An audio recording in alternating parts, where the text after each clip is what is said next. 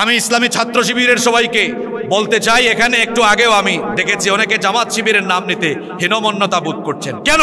আমরা এই দেশের মানুষ, এই দেশে জামাত শিবির ওপেনলি তাদের প্রোগ্রাম করবে।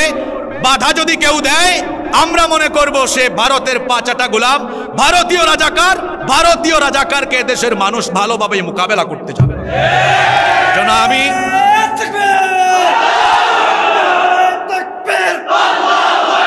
এজন্য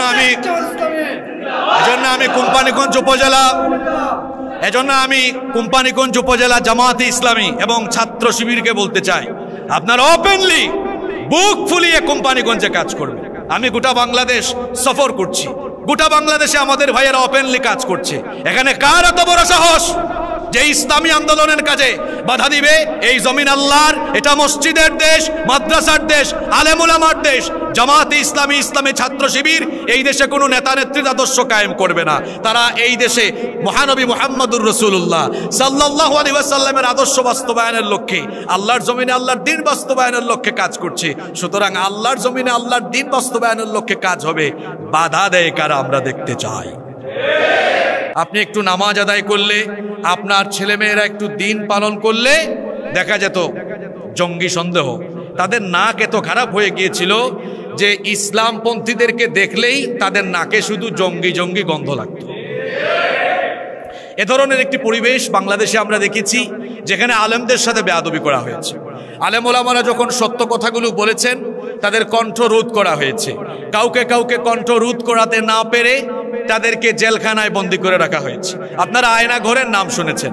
এই আয়না ঘর এটা এমন কোনো ঘর নয় যেখানে সামনে পিছনে ডানে বামে শুধু আয়না আর আয়না, আপনি আপনার ফেস দেখবেন, বিষয়টা এমন নয়। বরং সেটি এক দুর্বিষহ জুলুম নির্যাতনের জায়গা, যেখানে শত শত অসংখ্য আলেমদেরকে, ইসলামী আন্দোলনের নেতা কর্মীদেরকে ঢুকিয়ে গত 1.5 যুগ তাদের উপরে অবর্ণনীয় জুলুম নির্যাতন করা হয়েছে। তাফসির মাহফিলগুলো বন্ধ করে দেওয়া হয়েছে।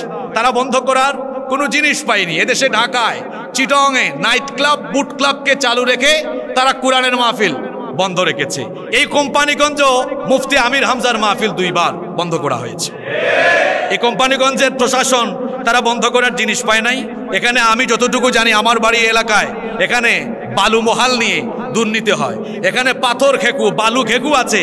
তাদের বিরুদ্ধে অ্যাকশন না নিয়ে কোরআনের মাহফিলের বিরুদ্ধে অ্যাকশন নেন। আপনাকে এদেশের জনগণের ট্যাক্সের পয়সায় বেতন দেওয়া হয়। এদেশের সিংহভাগ মুসলমানদের ধর্মীয় চর্চায় বাধা দেওয়ার জন্য বেতন দেওয়া হয় না। আপনাকে বেতন দেওয়া হয়, রেশন দেওয়া হয় উচ্ছৃঙ্খলা, বিশৃঙ্খলা এবং এই দেশের দুর্নীতিকে রক্ষা করে, দুর্নীতিকে দমন করে এই বাংলাদেশকে সাজাবার জন্যই তো আপনাকে বেতন দেওয়া হয়। বন্ধ করার আর জিনিস পায় না। আমরা কিছুদিন আগে আমাকে ছাত্ররা, গত মাসে আমি কোম্পানিগঞ্জে আসলাম, ইসলামী আন্দোলনের ছাত্ররা আমাকে বলল যে আমরা একটি সংবর্ধনার আয়োজন করতে চাই। তো তারা বলছে বাহিরের কোনো জায়গা। আমি বলেছি বাহিরের কোনো জায়গা কেন? এখানে উপজেলা অডিটোরিয়াম এটা দেওয়া হয়েছে। এই উপজেলাতে আমরা যারা বসবাস করি, বিশেষ করে এই দেশ মসজিদ মাদ্রাসার দেশ, এটা আলেম ওলামার দেশ। এখানে যদি ইসলামী ছাত্র শিবিরের ছেলেরা কোনো সংবর্ধনা অনুষ্ঠানের আয়োজন করে, এখানে এমন কে আছে যে তাকে পারমিশন দেবে না? আমি ইসলামী ছাত্র শিবিরের সবাইকে বলতে চাই, এখানে একটু আগেও আমি দেখেছি অনেকে জামাত শিবিরের নাম নিতে হীনমন্যতা বোধ করছেন। কেন? আমরা এই দেশের মানুষ, এই দেশে জামাত শিবির ওপেনলি তাদের প্রোগ্রাম করবে। বাধা যদি কেউ দেয়, আমরা মনে করব সে ভারতের পাঁচাটা গোলাম, ভারতীয় রাজাকারকে দেশের মানুষ ভালোভাবে মোকাবেলা করতে যাবে।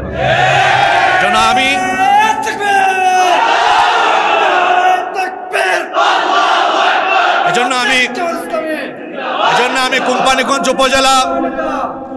আমি কোম্পানিগঞ্জ উপজেলা জামাতে ইসলামী এবং ছাত্র শিবিরকে বলতে চাই, আপনারা ওপেনলি বুক ফুলিয়ে কোম্পানিগঞ্জে কাজ করবেন। আমি গোটা বাংলাদেশ সফর করছি, গোটা বাংলাদেশে আমাদের ভাইয়েরা ওপেনলি কাজ করছে। এখানে কার এত বড় সাহস যে ইসলামী আন্দোলনের কাজে বাধা দিবে? এই জমিন আল্লাহর, এটা মসজিদের দেশ, মাদ্রাসার দেশ, আলেম উলামার দেশ। জামাতে ইসলামী, ইসলামী ছাত্র শিবির এই দেশে কোনো নেতা নেত্রীর আদর্শ কায়েম করবে না। তারা এই দেশে মহানবী মুহাম্মদুর রাসূলুল্লাহ সাল্লাল্লাহু আলাইহি ওয়াসাল্লামের আদর্শ বাস্তবায়নের লক্ষ্যে, আল্লাহর জমিনে আল্লাহর দ্বীন বাস্তবায়নের লক্ষ্যে কাজ করছে। সুতরাং আল্লাহর জমিনে আল্লাহর দ্বীন বাস্তবায়নের লক্ষ্যে কাজ হবে, বাধা দেয় কারা আমরা দেখতে চাই। এজন্য আপনাদেরকে বলবো সাহসিকতার সাথে কাজ করতে হবে। আল্লাহ আমাদের মধ্যে প্রজ্ঞা, মেধা এবং আল্লাহ তাআলা আমাদের মধ্যে সাহসের সঞ্চার করে দিন। বেশি বাড়াবাড়ির পরিণতি ভালো হয় না। গত 1.5 যুগ ধরে বাড়াবাড়ির কারণে কি পরিণতি হলো? পতনের জন্য সকল গ্যাপকে, গর্তগুলোকে পূরণ করে দেওয়ার পরেও পতন হলো ছাত্রদের মধ্য দিয়ে। যে ছাত্রদেরকে আল্লাহ তাআলা আবাবিল হিসাবে পাঠিয়ে দিয়ে আল্লাহ তাআলা তাদের এমন পতনের ব্যবস্থা করেছেন, আজকে তাদের পরিণতি এমন হয়েছে আগামী 20 বছরে কেউ তাদের নামের প্রথম অক্ষরে আ বলতে পারে কিনা এটা সন্দেহ আছে। এটা হচ্ছে অতিরিক্ত বাড়াবাড়ির ফলাফল। আপনারা এদেশের আলেম উলামাদেরকে নির্যাতন করেছেন। আপনারা আল্লামা আহমদ শফি রাহিমাহুল্লাহ, জুনাইদ বাবুনগরী রাহিমাহুল্লাহ, মুফতি আমিনী রাহিমাহুল্লাহ সহ আপনারা এদেশে কাকে বাদ দিয়েছেন বলেন? আপনারা বিশ্ব ইসলামী আন্দোলনের অন্যতম নেতৃবৃন্দ যারা ছিলেন তাদেরকে বিনা অপরাধে যুদ্ধাপরাধের নাটক মঞ্চস্থ করে, মানবতা বিরোধী নাটক মঞ্চস্থ করে নিরপরাধী মানুষগুলোকে আপনারা অন্যায়ভাবে মেরে ফেলেছেন।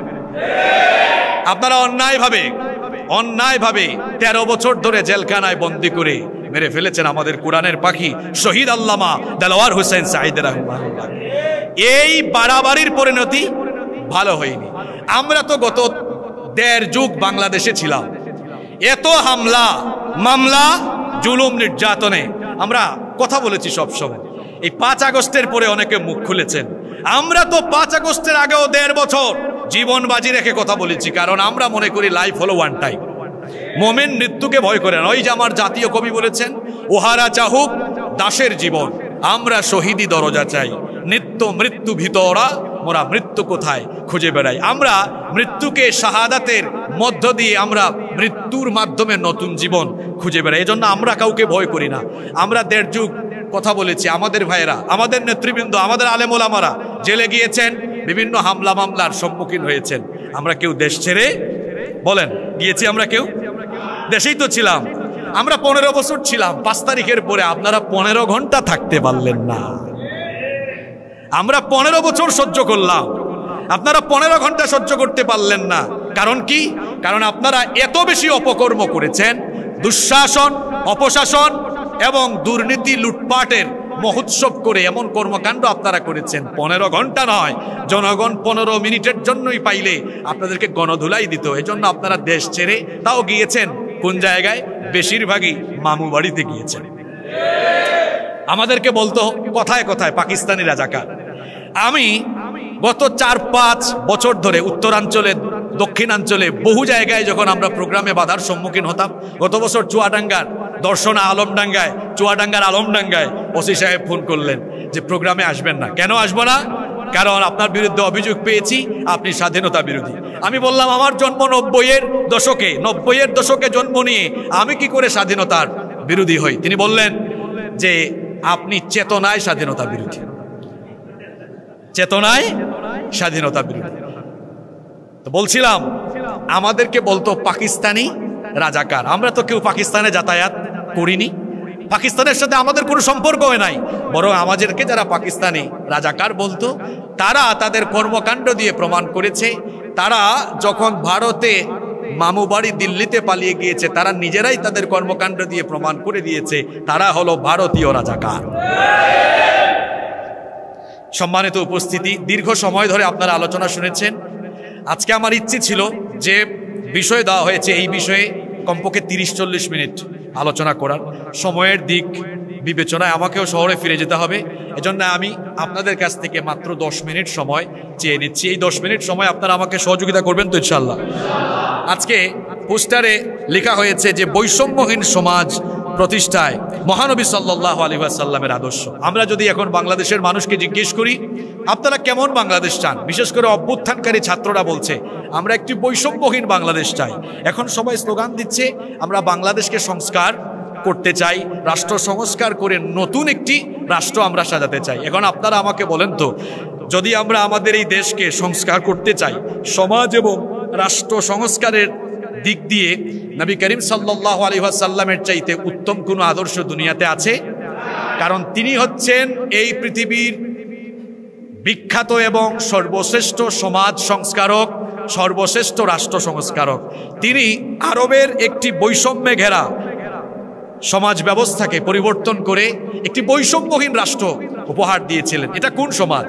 এটা হচ্ছে সেই সমাজ যেই সমাজের মানুষ এত অসভ্য, এত বর্বর ছিল, যেখানে হানাহানি, মারামারি, কাটাকাটি, বিশৃঙ্খলা, রক্তপাত, নারীদের উপরে নির্যাতন, নারীর প্রতি বৈষম্য, নানা ধরনের অপকর্ম, অর্থাৎ এক কথায় এমন কোনো অপকর্ম, এমন কোনো অন্যায় ছিল না যা সেই সমাজে বিদ্যমান ছিল না।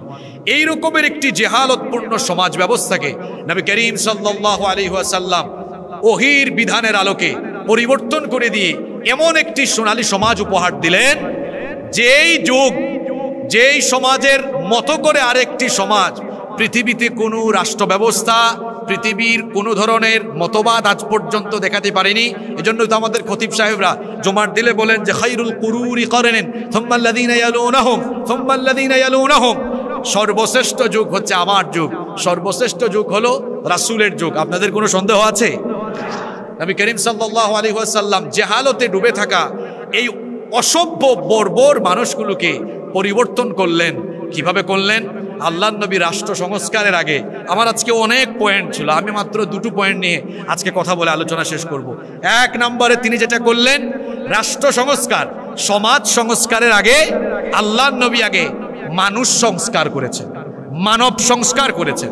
কারণ আপনি একটি সমাজ বা একটা রাষ্ট্র ব্যবস্থাকে যদি সংস্কার করতে চান, তো এই সমাজ বা রাষ্ট্রকে যারা পরিচালনা করবেন, সমাজ এবং রাষ্ট্রের বিভিন্ন সেক্টরে যারা দায়িত্ব পালন করবেন, সেই মানুষগুলোর মধ্যে যদি নীতি, নৈতিকতা, মূল্যবোধ, সততা, আমানতদারিতা, স্বচ্ছতা, আখিরাতের জবাবদিহির ভয় তাদের অন্তরে যদি ঢুকাতে না পারেন, তাহলে বলেন তো দুর্নীতিপরায়ণ ব্যক্তিবর্গ যদি সমাজ এবং রাষ্ট্রের বিভিন্ন সেক্টরে দায়িত্বে থাকে, সেই রাষ্ট্রকে কি সংস্কার করা সম্ভব? সেই রাষ্ট্রকে কি সোনালী রাষ্ট্র বানানো সম্ভব? এজন্য নবীজি কি করলেন? সর্বপ্রথম মানব সংস্কার করলেন। আর সেটা নবীজি কি দিয়ে করলেন? মানুষের তৈরি করা কোনো শিক্ষা দীক্ষা দিয়ে নয়, নবীজি সেটা করলেন ওহীর জ্ঞান দিয়ে, ওহীর শিক্ষা দিয়ে। যেটা আমার আগে মাওলানা মাসুক আহমদ ভাইও এই আয়াতটি তেলাওয়াত অত্যন্ত সুন্দর করে করলেন, যে লাকাদ মান্নাল্লাহু আলাল মুমিনিনা ইয বাআসা ফীহিম রাসূলাম মিন আনফুসিহিম ইয়াতলু আলাইহিম আয়াতিহি ওয়া ইউযাক্কিহিম ওয়া ইউআল্লিমুহুমুল কিতাবা ওয়াল হিকমা ওয়া ইন কানু মিন ক্বাবলু লাফী দালালিম মুবিন। আল্লাহ তাআলা সূরা আলে ইমরানের 164 নম্বর আয়াতে বলছেন, অবশ্যই আল্লাহ মুমিনদের প্রতি অনুগ্রহ করেছেন যখন তিনি তাদেরই মধ্য থেকে তাদেরই একজনকে রাসূল হিসাবে পাঠালেন, যিনি তাদেরকে আল্লাহর আয়াতসমূহ তেলাওয়াত করে শোনালেন, যিনি তাদেরকে আল্লাহর কিতাবের আলোকে পরিশুদ্ধ করলেন, আল্লাহর কিতাবের জ্ঞান এবং হিকমা শিক্ষা দিলেন। ওয়া ইন কানু মিন ক্বাবলু লাফী দালালিম মুবিন, তারা ইতিপূর্বে স্পষ্ট ভ্রান্তিতে, গুমরাহিতে নিমজ্জিত ছিল। আল্লাহ তাআলা এমন এক কিতাব তার নবীর কাছে পাঠালেন। সূরা ইব্রাহিমে আল্লাহ বলছেন, কিতাবুন আনজালনাহু ইলাইকা লিতুখরিজান নাসা মিনাজ যুলুমাতি ইলান নূর, এমন কিতাব দিলাম লিতুখরিজান নাসা মিনাজ যুলুমাতি ইলান নূর, যাতে করে তমসাচ্ছন্ন, নিকষ কালো, অন্ধকারে পড়ে থাকা মানবতাকে আপনি আলোর দিকে, মিনাজ যুলুমাতি ইলান নূর আয় মিনাল কুফরি ইলাল ইসলাম ওয়া মিনাদ দালালাতি ইলাল হুদা, কুফর থেকে ইসলামের দিকে, দালালাত থেকে হেদায়েতের দিকে আপনি যাতে নিয়ে আসতে পারেন। আল্লাহর নবী কি করলেন? আপনারা একটু খেয়াল করে শুনেন। আল্লাহর নবী কুরআনের শিক্ষায়, ওহীর শিক্ষায় ওই সমাজের, ওই জাতির মানুষদেরকে শিক্ষিত করলেন, কুরআনের দীক্ষায় দীক্ষিত করলেন, যার দরুন সেই সমাজের মানুষের মধ্যে এমন পরিবর্তন আসলো। আমার দিকে তাকান, পরিবর্তনটা হলো কেমনে? যারা ছিল সমাজের টাটকা চোর, ডাকাত, এরা ওহীর শিক্ষায় এসে, ওহীর দীক্ষায় এসে হয়ে গেল মানুষের সম্পদের চোর ডাকাত হওয়ার পরিবর্তে ওহীর জ্ঞান পেয়ে তারা হয়ে গেল মানুষের মাল সম্পদের পাহারাদার। সুবহানাল্লাহ।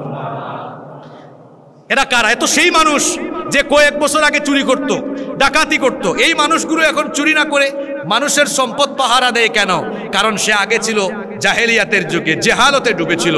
নবী করিম সাল্লাল্লাহু আলাইহি ওয়াসাল্লাম যখন তাকে কোরআনের সংস্পর্শে নিয়ে আসলেন, কোরআনের আলোয় আলোকিত হয়ে তিনি এমন এক আলোকিত মানুষ হয়ে গেলেন, ওহির শিক্ষায় ওহির দীক্ষায় দীক্ষিত হওয়ার কারণে তিনি চুরি ডাকাতির পরিবর্তে মানুষের মাল সম্পদের পাহারাদার হয়ে গেলেন। আল্লাহ নবী এমনভাবে মানব সংস্কার করলেন, মানুষকে এমনভাবে সংস্কার করে দিলেন ওহির শিক্ষা দিয়ে। যারা ছিল নারীর ইজ্জত লুণ্ঠনকারী, তারা হয়ে গেল নারীর সতীত্বের হেফাজতকারী। আল্লাহ নবী যখন একটি কল্যাণমুখী রাষ্ট্র কায়েম করলেন, সেই সমাজে নারীরা ঘর থেকে বের হয়ে নির্বিঘ্নে যাতায়াত করতো। ইফটিজিং, নারীকে কোনো ধরনের, এরপরে নারীকে যে কোনো ধরনের অসম্মান হয়রানি করা, এটি সেই সমাজের চিত্র ছিল না। আল্লাহ নবী এমন একটি সমাজ কোরআন দিয়ে বাস্তবায়ন করে দিয়েছিলেন এবং প্রথমে আল্লাহ নবী ওহির শিক্ষায় ওহির দীক্ষায় মানুষগুলোকে দীক্ষিত করেছিলেন। আজ আমরা আগামীর বাংলাদেশকে যদি সত্যিকারের একটি সোনালী বাংলাদেশ, সত্যিকারের একটি আদর্শ দেশ এবং আমাদের স্বপ্নের বাংলাদেশ হিসাবে পেতে চাই, সর্বপ্রথম আমার এই জাতিকে কোরআনের শিক্ষায় শিক্ষিত করতে হবে। এজন্য বিগত ফ্যাসিস্টরা কি করেছে, শিক্ষা ব্যবস্থা প্রত্যেকটি জায়গা থেকে তারা ওহির শিক্ষা, ইসলামের শিক্ষাকে বাতিল করে দিয়েছে।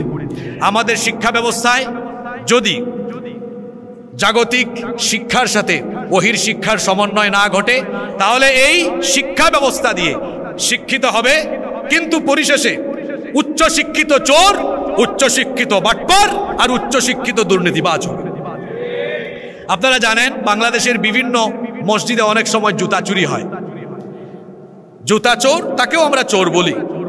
আবার ঢাকায় মিনিস্ট্রিতে সেক্রেটারিয়েটে বসে কলমের খোঁচায় চুরি ডাকাতি করে, দুর্নীতি করে, তাকেও আমরা চোর বলি।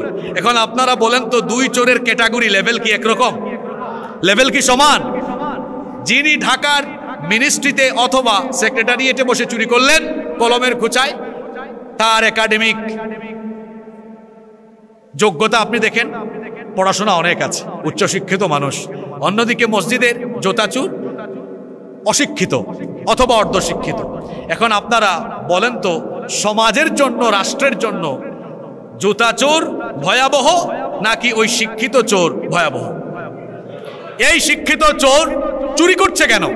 আপনি তার একাডেমিক ট্রান্সক্রিপ্ট হাতে নিয়ে দেখেন, সে বাংলা, ইংরেজি, ভূগোল, ইতিহাস, ইংরেজি, সমাজ, বিজ্ঞান, আইসিটি যা আছে সব সে পড়েছে। তার সিলেবাসে ছিল না কোরআন, তার সিলেবাসে ছিল না হাদিস, তার সিলেবাসে ইসলামকে জানার জন্য, বুঝার জন্য কোনো ধরনের পাঠ্য বই ছিল না। এজন্য তার এই শিক্ষা ব্যবস্থা তাকে শিক্ষিত করেছে, কিন্তু তাকে আদর্শ, নৈতিকতাবোধ সম্পন্ন একজন আদর্শ মানুষ হিসাবে গড়ে তুলতে পারেনি। এজন্য আমরা যদি এই দেশটাকে সত্যিকার অর্থে সংস্কার করতে চাই, মানুষকে কোরআনের আলোয়, কোরআনের শিক্ষায়, ওহির দীক্ষায় দীক্ষিত করতে হবে। সেটা আমরা কিভাবে করব? শিক্ষা প্রতিষ্ঠানগুলোতে তো শিক্ষার কারিকুলাম সংস্কার করে সেখানে না হয় আমরা ইসলামী শিক্ষা ঢুকালাম, কিন্তু আমরা যারা আছি, আমাদের যাদের বয়স হয়ে গেল, আমরা তো এখন আর স্কুল, কলেজ, ইউনিভার্সিটিতে আমরা কি পড়তে পারবো না। আমাদের জন্য আছে আরেকটি প্রতিষ্ঠান, সেই প্রতিষ্ঠানের নাম হচ্ছে বাংলাদেশ জামায়াতে ইসলামী। বাংলাদেশ জামায়াতে ইসলামী কি করছে? বাংলাদেশ জামায়াতে ইসলামী তার সমর্থক থেকে নিয়ে আরম্ভ করে তার কর্মী, তার রুকন, প্রত্যেকটি সেক্টরের জনশক্তিকে কোরআন, সুন্নাহ, ইসলামী সাহিত্য এবং ইসলামী জ্ঞানের আলোকিত, ইসলামী জ্ঞানে ইসলামের আলোয় আলোকিত করে তাকে একজন আদর্শ মুসলিম হিসাবে গড়ে তোলার লক্ষ্যে বাংলাদেশ জামায়াতে ইসলামী কাজ করে যাচ্ছে। বাংলাদেশ জামায়াতে ইসলামীর সাথে অন্যান্য দলের পার্থক্য ঠিক এই জায়গায়, জামায়াতে ইসলামী হচ্ছে পড়াশোনা করা একটা দল। এখানে জামায়াতে ইসলামের যে সকল ভাইয়েরা এসেছেন তারা জানেন যে আপনাদের প্রত্যেকটি সেক্টরে, প্রত্যেকটি ধাপে সিলেবাস এবং পড়াশোনা আছে না নাই? অন্য কোনো দলে আপনি এটা পাবেন না। তাহলে আমি বলছিলাম যে আল্লাহর নবী মানব সংস্কার করলেন, এখন আমরা তো আল্লাহর নবীর আদর্শ বাস্তবায়ন করতে চাই। কি বলেন, চাই না? যদি আমরা চাই তাহলে কি করতে হবে? 1 নাম্বার, আল্লাহর নবীর এই আদর্শকে ফলো করে আমরা এখন থেকে, আজ থেকে কোরআনের দাওয়াত মানুষের বাড়িতে বাড়িতে, ঘরে ঘরে গিয়ে প্রতিটি মানুষের সিনার ভেতরে আমরা দ্বীনের দাওয়াত দিয়ে, ইসলামের দাওয়াত দিয়ে, ইসলামী আন্দোলনের দাওয়াত দিয়ে আমরা এই দেশে আরেকটি বিপ্লব তৈরি করার জন্য এদেশের মানুষকে ইসলামের আলোকে গড়ে তুলব ইনশাআল্লাহ। মনে রাখবেন, জুলাই আগস্টের বিপ্লব এটা ইসলামী বিপ্লব নয়, এটা ছিল জনসাধারণের বিপ্লব, বা যেটাকে আমরা বলতে পারি গণবিপ্লব। ইনশাআল্লাহ বাংলাদেশে অতি শীঘ্রই খুব নিকটবর্তী সময়ে আরেকটি বিপ্লব ঘটতে যাচ্ছে, সেই বিপ্লব হবে ইসলামী বিপ্লব ইনশাআল্লাহ। সেই বিপ্লব বাস্তবায়নের লক্ষ্যে আমাদেরকে কাজ করতে হবে। কিভাবে কাজ করতে হবে? আমরা ঘরে ঘরে ঘরে ঘরে মানুষের কাছে দাওয়াত নিয়ে যাব। এখানে আমাদের যত ভাইয়েরা আছেন ইসলামী আন্দোলনের সাথে আমরা যারা সম্পৃক্ত, আমরা এই কোম্পানিগঞ্জ উপজেলার প্রত্যেকটি ইউনিয়নের, প্রত্যেকটি গ্রামের, প্রত্যেকটি বাড়িকে আমরা ইসলামী আন্দোলনের মজবুত ঘাঁটি এবং দুর্গ হিসাবে গড়ে তুলব ইনশাআল্লাহ। এজন্য প্রত্যেকটি ইউনিয়নে, প্রত্যেকটি ইউনিটে, প্রত্যেকটি জায়গায় আমরা আমাদের স্ব জায়গা থেকে কাজ করব। পারবো না ইনশাআল্লাহ? আমরা তো বৈষম্যহীন সমাজ প্রতিষ্ঠায় মহানবী সাল্লাল্লাহু আলাইহি সাল্লামের আদর্শ বাস্তবায়ন করতে চাই। তাহলে 1 নাম্বার, মানুষকে সংস্কার করব আমরা কোরআন দিয়ে, মানুষের কাছে কোরআনের দাওয়াত নিয়ে যাব। এতদিন যে স্লোগান দিয়েছি আমরা, এটারও কিছুটা সংস্কার করব। সেটা কি? যে আল কোরআনের আলো ঘরে ঘরে জ্বালো না। আল্লাহর নবীর সিরাত অধ্যয়ন করলে আপনি দেখবেন আল্লাহর নবী তার দাওয়াতি জিন্দেগির প্রথম 3 বছর দাওয়াত দিয়েছেন গোপনে গোপনে, সেটা ছিল ব্যক্তিকেন্দ্রিক। আল্লাহর নবীর সেই দাওয়াতকে আমরা যদি স্লোগান আকারে বলতে চাই, তাহলে সেটা ছিল এমন, আল কোরআনের আলো প্রথমে তিনি ঘরে ঘরে না, মানুষের হৃদয়ে হৃদয়ে জ্বালিয়েছেন। এজন্য আমরা স্লোগান দিব এখন থেকে এরকম, যে আল কোরআনের আলো মানুষের হৃদয়ে হৃদয়ে জ্বালো। প্রতিটি মানুষের হৃদয়ে হৃদয়ে আমরা কোরআনের আলো জ্বালাবার জন্য ব্যক্তিকেন্দ্রিক আমরা সবার কাছে দাওয়াত নিয়ে যাব। একজন ভাইও যেন দাওয়াতের বাইরে না থাকে। আমার আগে মাওলানা মাসুক আহমেদ ভাই একটি আয়াত তেলাওয়াত এখানে করেছেন, আপনারা শুনেছেন, হে নবী তারা ঈমান আনবে না, এজন্য কি আপনি পেরেশান হয়ে যাবেন? আল্লাহর নবী যখন দাওয়াতি কাজ করা আরম্ভ করেছেন, আল্লাহর নবী এত বুঝান কাফিরদেরকে, ঈমান আনে না, আল্লাহর নবী পেরেশান হয়ে গিয়েছেন। আমরা মহানবীর মুহাম্মদুর রাসূলুল্লাহ সাল্লাল্লাহু আলাইহি সাল্লামের উম্মত হিসাবে আমাদেরকে দাবি করি, আমরা তার আদর্শ বাস্তবায়নের সৈনিক যদি হতে চাই, আমাদের ভেতরে এরকম পেরেশানি নিয়ে আসতে হবে। আমার এলাকায়, আমার গ্রামের একজন ভাই যেন দাওয়াতের বাহিরে না থাকে, আমার এলাকার একজন ভাই দাওয়াতি ময়দানে সম্পৃক্ত হওয়ার আগ পর্যন্ত আমার ভেতরের পেরেশানি যেন বন্ধ না হয় ইনশাআল্লাহ। এরপরে 2 নম্বর যে পয়েন্ট বলতে চাই সেটি বলে আমি শেষ করব। আল্লাহর নবী রাষ্ট্র সংস্কার করেছেন কিভাবে? কোরআনের ওহীর দীক্ষায় কিছু মানুষকে দীক্ষিত করলেন, তৈরি করলেন। তৈরি করার পরে আল্লাহর নবী এদেরকে দিয়েই একটি কল্যাণমুখী রাষ্ট্র ব্যবস্থা কায়েম করলেন। কোরআন ভিত্তিক একটি সমাজ, একটি রাষ্ট্র তিনি কায়েম করলেন। এবং এই কোরআন ভিত্তিক সমাজ এবং রাষ্ট্র ব্যবস্থা বাস্তবায়নের ফলে দেখা গেল সকল ধরনের অন্যায়, জুলুম, নির্যাতন সব কিছুর বিলুপ্তি ঘটে একটি সত্যিকারের সোনালী সমাজ প্রতিষ্ঠা হলো। আজকে আমরা বাংলাদেশকে দেখতে চাই একটি আলোকিত বাংলাদেশ, বৈষম্যহীন বাংলাদেশ, চুরি ডাকাতি মুক্ত বাংলাদেশ। আমরা সবাই চাই না? এদের স্বাধীন হয়েছে, স্বাধীন হওয়ার পরে 54 বছর ধরে এদেশে আমরা বহু দলের বহু ব্যক্তির শাসন দেখেছি। এজন্য আমি বলি, বহু দলের বহু ব্যক্তির শাসন দেখা শেষ, বাকি আছে আল কোরআনের বাংলাদেশ। আমরা এখন আল কোরআনের বাংলাদেশ চাই। যারা ইসলামী আন্দোলনের বাহিরে আছেন, আমি আজ তাদেরকে একটি আয়াত স্মরণ করিয়ে দিচ্ছি, যেটা আল্লাহ সূরা ফুরকানের মধ্যে বলেছেন। শুনেন আমার ভাইয়েরা, আমি তো আপনাদের এলাকারই সন্তান, দরদ নিয়ে আজকে বলে যাচ্ছি। আপনি আপনার শরীরের ঘাম, রক্ত, আপনার কষ্ট, জানমাল আল্লাহর দ্বীনের পথ ছাড়া অন্য পথে খরচ করিয়েন না। কিয়ামতের দিন আফসোস ছাড়া আর কিছুই থাকবে না। আল্লাহ তাআলা বলছেন, ওয়ায়াউমা ইয়া'আদ্দুয যালিমু আলা ইয়াদাইহি ইয়াকুলু ইয়া ওয়াইলাতা ইয়াকুলু ইয়া লাইতানি ইত্তাখাযতু মা'আর রাসূলি সাবিলা। আল্লাহ বলছেন সেদিন কিছু লোকেরা, জালিমেরা, তারা কি করবে? 2 হাত কামড়িয়ে কামড়িয়ে আফসোস করবে, হায় আফসোস, আমি যখন দুনিয়াতে ছিলাম, ইয়া লাইতানি ইত্তাখাযতু মা'আর রাসূলি সাবিলা, আমি যদি রাসূলের পথ অনুসরণ করতাম, রাসূলের পথের অনুসরণ করে রাসূলের আদর্শ বাস্তবায়নের জন্য যদি আমি কাজ করতাম, তাহলে আজ আমাকে আফসোস করা লাগতো না। তারা আফসোস করে আরো বলবে, ইয়া লাইতানি লাম আত্তাখিয ফুলানান খলিলা, আফসোস যদি আমি অমুককে আমার বন্ধু না বানাতাম, অমুককে আমার নেতা না বানাতাম, আজকে আমি বেঁচে যেতাম। লাকাদ, এরপরে আল্লাহ বলছেন, লাকাদ আদাল্লানি আনি যিকর। এরা কি করেছিল? এরা আমাকে আল্লাহর জিকির থেকে, উপদেশ থেকে বঞ্চিত করে রেখেছিল। শুনেন, নেতা ঠিক করেন, আপনি নেতা ঠিক করেন আগে। আপনি দুনিয়ার কোনো নেতার চামচামি সামনে পিছনে না করে আপনি রাসূলুল্লাহর সৈনিক হন।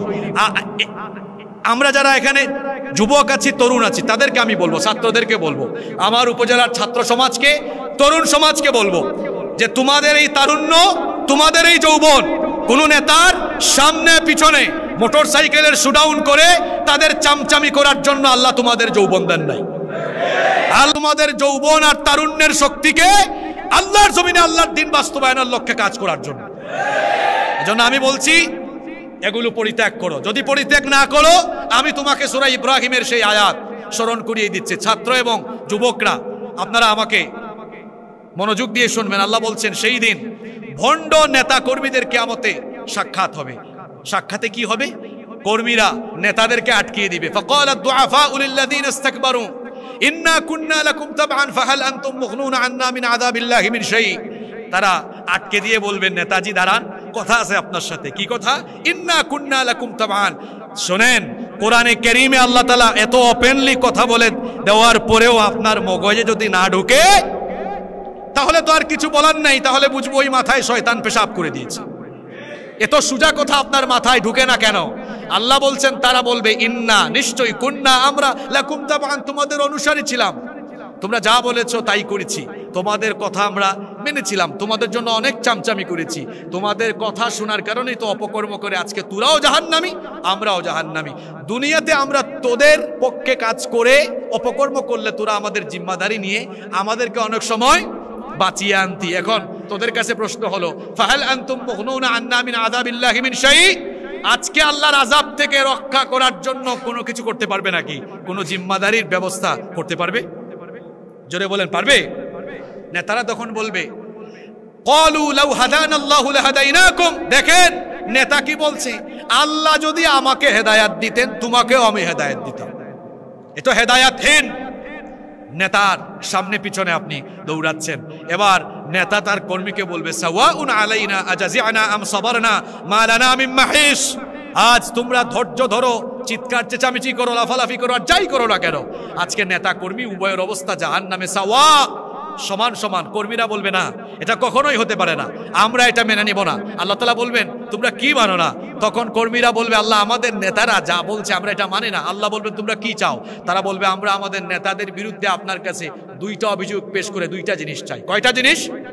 দুইটা জিনিস। এক নাম্বার হচ্ছে, ইন্না আতানা সাদাতানা ওয়া কুবারানা ফাআদাল্লুনা সাবিলা। আমরা এদের অনুসারী ছিলাম, এরা আমাদের নেতা ছিল, আমরা এদের অনুসরণ করে চলতাম। ফাআদাল্লুনা সাবিলা, এরা আমাদেরকে পথভ্রষ্ট করে দিয়েছিল। সুতরাং আপনার কাছে চাওয়া হলো এক নাম্বার, নাজআলহুমা তাহতা আকদামিনা লিয়াকুনা মিনাল আসফালিন। দুনিয়াতে আমরা সামনে পিছনে চামচামি করেছি, তারা স্টেজে বসতো আর আমরা সামনে দিয়া বসতাম। আল্লাহ আজকে একটু সামনে দেন এগুলারে। নাজআলহুমা তাহতা আকদামিনা, আজ এদের বুকের উপরে আমরা পাড়া দিয়ে এদেরকে পদদলিত করে লিয়াকুনা মিনাল আসফালিন, তারপরে জাহান্নামে যাব। নেতা তার কর্মীর পাড়া খাবে। আল্লাহু আকবার। এটা এক নাম্বার চাওয়া। দুই নম্বরে কর্মীরা অভিযোগ করবে, আল্লাহ এরা বলছে আযাব নাকি আজকে জাহান্নামে সমান সমান হবে না। আমরা চাই রব্বানা আতিহিম দিআফাইন মিনাল আযাবি ওয়ালআনহুম লা'নান কাবীরা। আজকে আমাদেরকে জাহান্নামে যে আযাব দেওয়া হবে, আমাদের নেতাগুলোকে আপনি আযাবের ডবল করে দেন। কথাগুলো আমার বানানো না আল্লাহর কোরআনের? এখানে যত মানুষ উপস্থিত আছেন, এই আয়াত যদি আপনার কর্ণকুহর দিয়ে ঢুকে হৃদয়ের ভেতরে গিয়ে আপনার যদি উপলব্ধি আসে, আমি আপনাকে অনুরোধ করব, আজ থেকে তথাকথিত নেতার অনুসরণ বাদ দেন। আপনার জন্য সর্বশ্রেষ্ঠ আদর্শ হচ্ছেন মুহাম্মাদুর রাসূলুল্লাহ সাল্লাল্লাহু আলাইহি ওয়াসাল্লাম। কোন নেতাদের সামনে পেছনে আপনারা ঘুরঘুর করেন? যারা কর্মীর একটু বিপদ দেখলেই পালিয়ে যায়, কর্মীদেরকে বিপদের উপরে ফেলে দিয়ে নেতারা পালিয়ে যায়। যায় কি যায় না? আপনি তো মুহাম্মাদুর রাসূলুল্লাহ সাল্লাল্লাহু আলাইহি ওয়াসাল্লামের আদর্শের অনুসারী হবেন। আপনারা কি বাংলাদেশে কখনো আলেম উলামাদের বিভিন্ন ইসলামপন্থী দল আছে, অনেক আলেম উলামা আছেন, আপনারা কি দেখেছেন ইসলামপন্থী দলের লোকেরা তাদের কর্মীদেরকে রেখে চলে গিয়েছে? আপনারা দেখেছেন কখনো? আমরা এটা কখনোই করি না। সুতরাং আমি বলতে চাই, আমরা যদি এই বাংলাদেশকে একটি সত্যিকারের বৈষম্যহীন বাংলাদেশ হিসাবে পেতে চাই, কোরআনে কারীমের আদর্শ অনুশাসন বাস্তবায়ন ছাড়া এটা কশ্চিনকালেও কোনোদিন সম্ভব নয়। এজন্য আমি বলছিলাম যে স্বাধীনতার 54 বছর পেরিয়ে গিয়েছে, বাংলাদেশে আমরা বহু দলের শাসন দেখেছি। সবাই বাংলাদেশের ভাগ্যের উন্নয়নের কথা বলে, যারা যখন সুযোগ পেয়েছে নিজের ভাগ্যের উন্নয়ন করেছে। নিজের ভাগ্যের উন্নয়ন কেমনে করেছে? এদেশের মানুষের উপরে দেখেন তারা যে পরিমাণ ঋণের বোঝা চাপিয়ে দিয়ে গিয়েছে, তার চাইতে বেশি পরিমাণ টাকা তারা চুরি করে, দুর্নীতি করে, লুটপাট করে বিদেশে সম্পদের পাহাড় করেছে। এবার আমার শেষ প্রশ্নের উত্তর আপনারা দিবেন, সেটি হচ্ছে আপনারা জানেন যে বাংলাদেশে বহু ইসলামী দল আছে। আমাদের মধ্যে কিন্তু মৌলিকভাবে কোনো ধরনের মতপার্থক্য নাই। অনেকে বলেন যে আপনারা এক হতে পারেন না কেন? আমরা মৌলিক সমস্ত বিষয়ে এক, এবং অনৈক্যের যে একটি দৃশ্য আমরা এতদিন দেখতাম, এটাও আর সামনে থাকবে না ইনশাআল্লাহ। আমরা কওমি, আলিয়া, চরমোনাই, হেফাজত, জামাত, খেলাফত, যত ইসলামী দল আছে, যত আলেম ওলামা আছেন, সকলের মধ্যকার মাঝখানের অনৈক্যের প্রাচীরকে ভেঙে চুরে টুকরা টুকরা চুরমার করে দিয়ে আমরা সবাই ঐক্যবদ্ধ হয়ে এই দেশে আমরা ইসলামী রাজ কায়েম করব ইনশাআল্লাহ। সম্মানিত উপস্থিতি, আমি সর্বশেষ যে কথাটি বলতে চেয়েছিলাম সেটি হচ্ছে এই: বাংলাদেশে বিভিন্ন ইসলামী দলের নেতৃবৃন্দ এবং অনেক আলেম ওলামারা দেশের তৃণমূল পর্যায় থেকে নিয়ে